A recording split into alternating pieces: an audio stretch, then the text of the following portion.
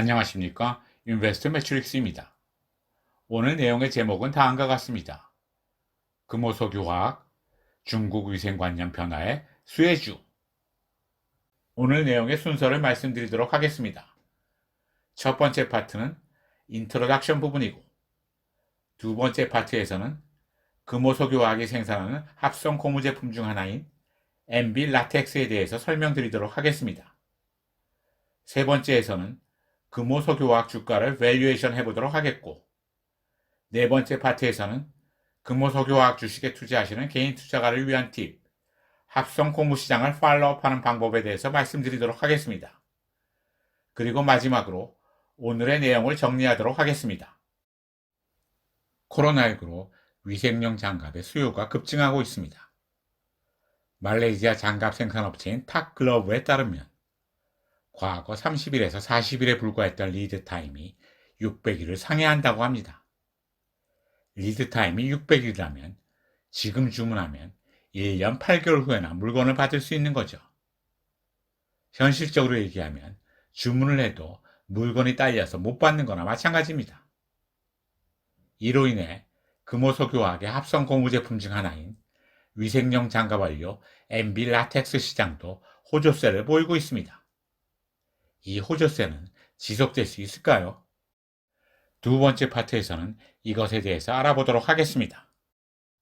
올 상반기 글로벌 위생용 장갑 시장의 성장은 중국 시장이 주도했습니다.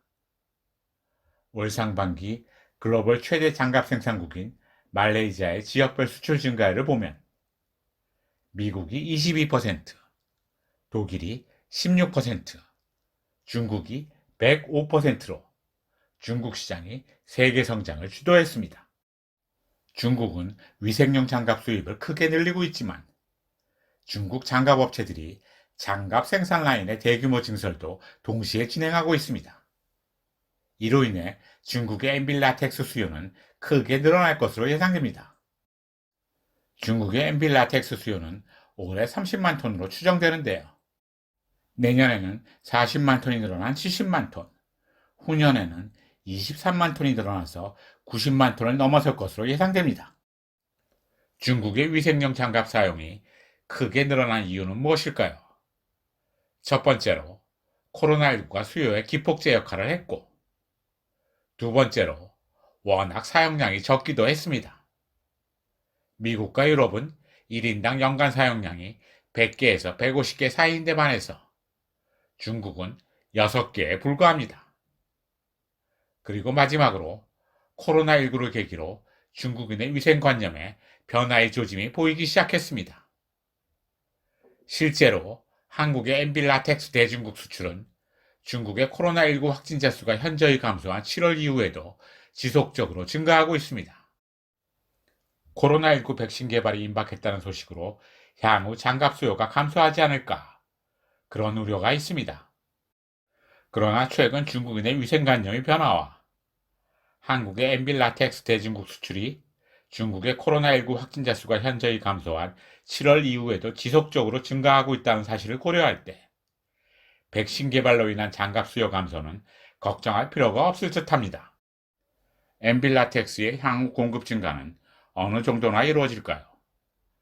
전 세계적으로 주요 MB 라텍스 업체들의 증설 발표가 이어지고 있지만 글로벌 증설 물량은 내년에 20만 톤, 후년에 16만 톤 수준입니다. 중국의 위생장갑 생산시설 증가로 중국만의 MB 라텍스 수요 증가가 내년에 40만 톤, 후년에 23만 톤이라고 제가 앞에서 말씀드렸죠. 그래서 수급은 내년에도 타이트할 가능성이 높습니다. MB 라텍스의 원료가 상승으로 MB 라텍스의 스프레드 축소 리스크는 어느 정도일까요?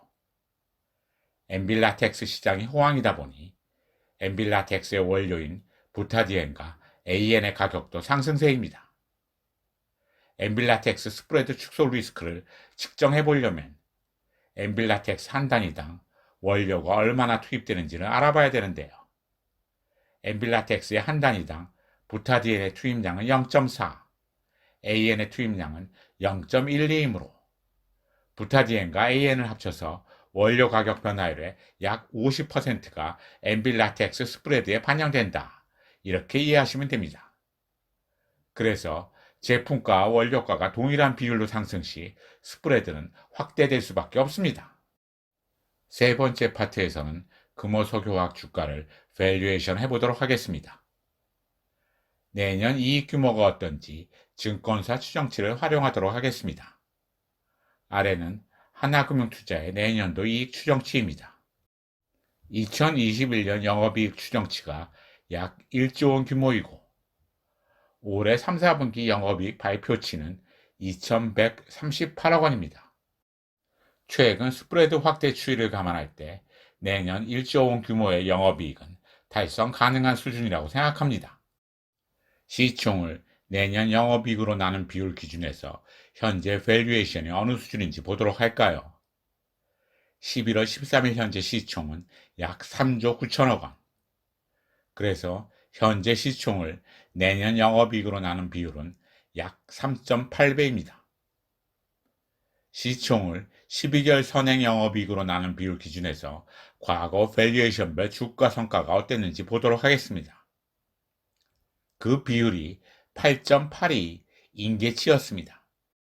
그 비율이 8.8 미만 시 월 평균 수익률은 플러스 6.9%였고 그 비율이 8.8 이상 시 월 평균 수익률은 마이너스 2.8%였습니다.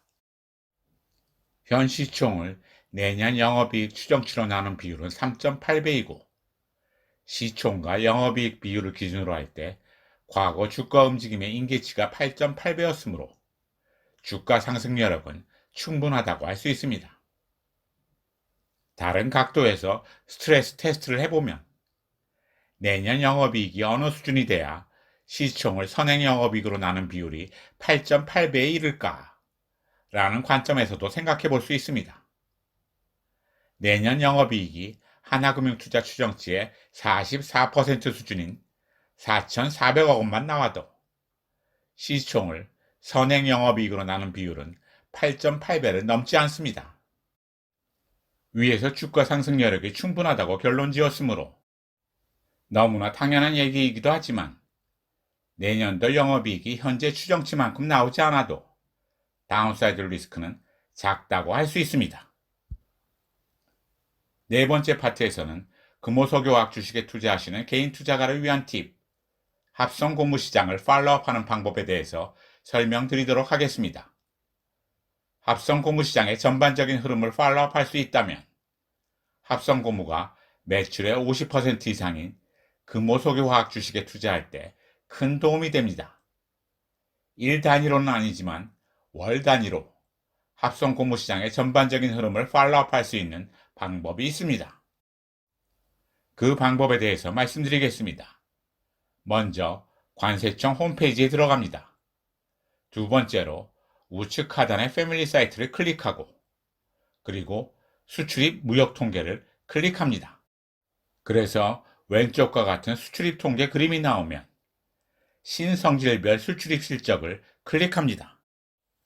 그래서 좌측과 같은 그림이 나오면 조회 기간을 설정하고 그 다음에 수출과 세부 성질을 클릭합니다. 그 다음에 원자재, 화학공업 제품, 석유화학 제품과 합성 고무를 선택하여 조회를 클릭합니다.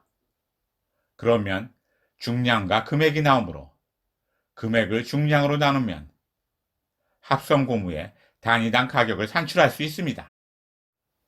마지막으로 앞에서 설명한 방법으로 관세청 사이트에서 구한 합성 고무 가격과 금호석유화학 주가를 비교해 보도록 하겠습니다. 아래 그래프는 2010년 1월부터 2020년 10월까지 두 변수의 월별 그래프입니다. 왼쪽은 금호석유화학의 월별 주가, 오른쪽은 합성 고무의 월별 가격입니다.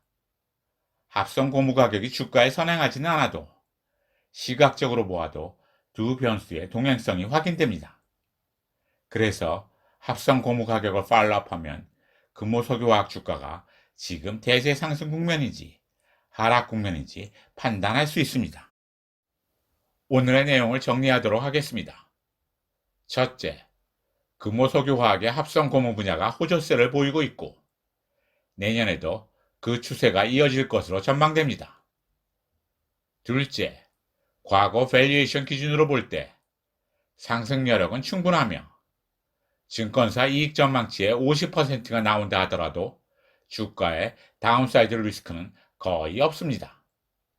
셋째, 관세청 사이트에서 합성 고무 시장의 흐름을 파악할 수 있는 수치를 산출할 수 있습니다.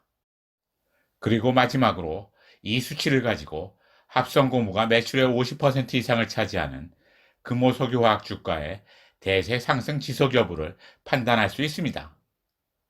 오늘은 이상으로 마치도록 하겠습니다. 내용이 좋다고 생각되시면 구독, 좋아요와 알람 신청 부탁드립니다.